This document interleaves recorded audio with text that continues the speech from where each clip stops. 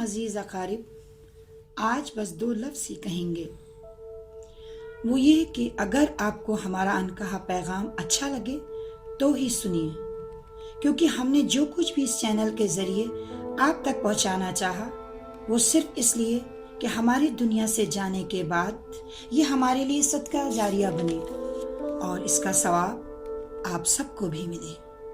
ویسے یہ حق ہے آپ کو، اگر نہ سننا چاہیں تو ایز یو لائک۔ چلیے تو آج کی کہانی کا آغاز کرتے ہیں۔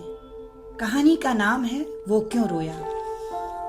ہماچل کی وادیوں سے کون آشنا نہ ہوگا، کیونکہ سچ تو یہی ہے، کچھ وادیاں اللہ کی طرف سے اپنے حصے میں ایک الگ طرح کی خوبصورتی دکھوا کر آتی ہیں، اور انسانی نگاہیں جب انہیں دیکھتی ہیں تو ان کا دل یہی کہتا ہے زمین پر جنت جیسے آ گئی ہو، مگر وہ یہ نہیں سوچتے جنت اس خزانے کا نام ہے، اس نور کی پہچان ہے جو بیش قیمتی ہے، جس کا کوئی ثانی نہیں۔ بس آرزوئے تمنا میں جنت کی جستجو کا خواب لے کر جینا بھی ایک بہت بڑا ٹاسک ہے۔ یہ وہ بہترین جگہ ہے جہاں صرف بہترین اعمال کے ساتھ انٹری ممکن ہے، ورنہ نہیں۔ بس خواب پالو اور پھر انہیں کہیں چھپا دو۔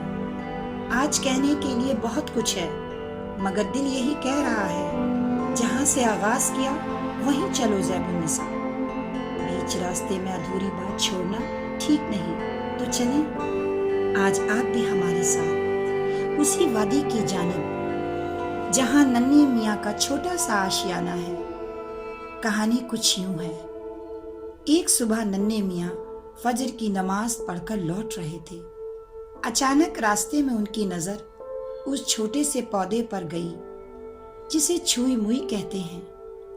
ننھے میاں نے آگے بڑھ کر اس پودے کو مٹی سے جدا کیا، یعنی وہاں سے اکھاڑ لیا، یہ سوچ کر کہ اسے اپنے آنگن کی رونق بنائیں گے۔ بس یہی انسان کی کمی کہہ لیں یا اس کی عجیب سی فطرت کہ وہ صرف اپنی مرضی، اپنی خوشی کو ہی ترجیح دیتا ہے۔ اسے اس بات سے کوئی سروکار نہیں، ہر بے زباں بھی جان رکھتا ہے، چاہے وہ درخت ہو یا پرندہ۔ بہرحال ننھے میاں اب تک اپنے گھر پہنچ چکے تھے۔ انہوں نے اس پودے کو آنگن میں رکھا اور چائے ناشتے کی طرف لپکے۔ اس بیچ وہ یہ بھول گئے جسے زمین سے اکھاڑ کر لائے ہیں وہ بھی سانس لیتا ہے۔ اس کا مرجھانا بھی اس بات کی تصدیق ہوتی ہے کہ ہر شے کو ایک دن موت کا مزہ چکھنا ہے، جو یہاں بھی ہوا۔ چھوئی موئی کا پودا زمین پر پڑے پڑے مر گیا، اور مرتے وقت شاید ننھے میاں کو یہی پیغام دے گیا، شخص بن کر نہیں، شخصیت بن کے رہو، کیونکہ شخص تو خاک ہو جاتے ہیں مگر شخصیت ہمیشہ زندہ رہتی ہے۔ اب دیکھیں آگے کیا ہوا۔ ننھے میاں کھا پی کر جب فارغ ہوئے تو انہیں یاد آیا اپنا وہ عمل جس کو کوئی بہتر عمل نہیں کہہ سکتے، درخت کو موت دینا۔ نہیں سمجھے آپ؟ ہم اس چھوئی موئی کے پودے کی بات کر رہے ہیں۔ ہاں تو آگے بڑھتے ہیں۔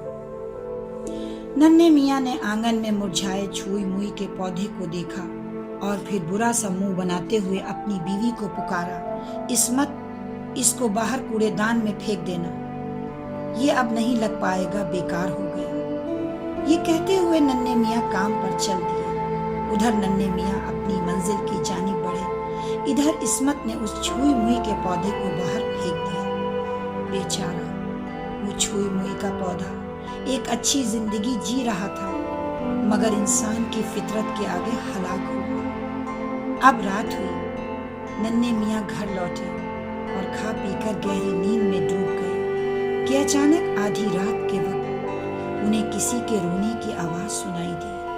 وہ گھبرا کر اٹھ بیٹھے۔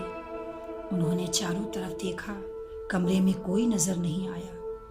پھر ذہن پہ زور ڈالا تو یاد آیا، ارے میں تو ایک خواب دیکھ رہا تھا جس میں وہی چھوئی موئی کا پودا رو رو کر ان سے کہہ رہا تھا، اے انسان، یاد رکھنا، اللہ تمہاری صورتیں اور تمہارے رنگ نہیں دیکھتا، بلکہ تمہارے دل اور اعمال دیکھتا ہے۔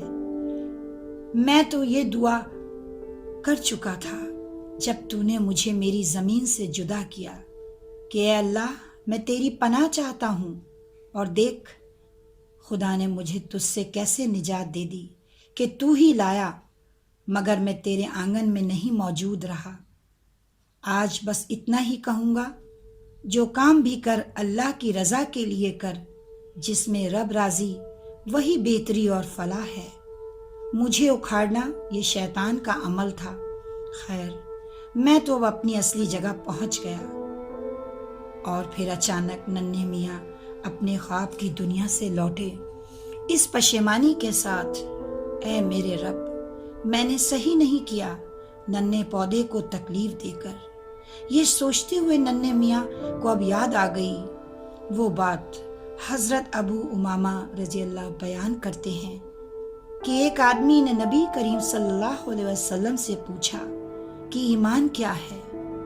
نبی کریم صلی اللہ علیہ وسلم نے فرمایا، جب تم کو اپنے اچھے عمل سے خوشی ہو اور برے عمل سے رنج اور دکھ ہو تو مومن ہو۔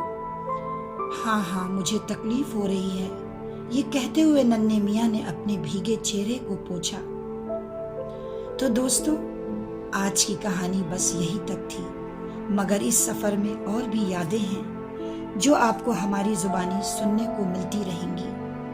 اگر آپ کی خواہش ہو کہ ہم آپ تک پھر کوئی نئی کہانی پہنچائیں تو ہمیں ضرور بتائیں۔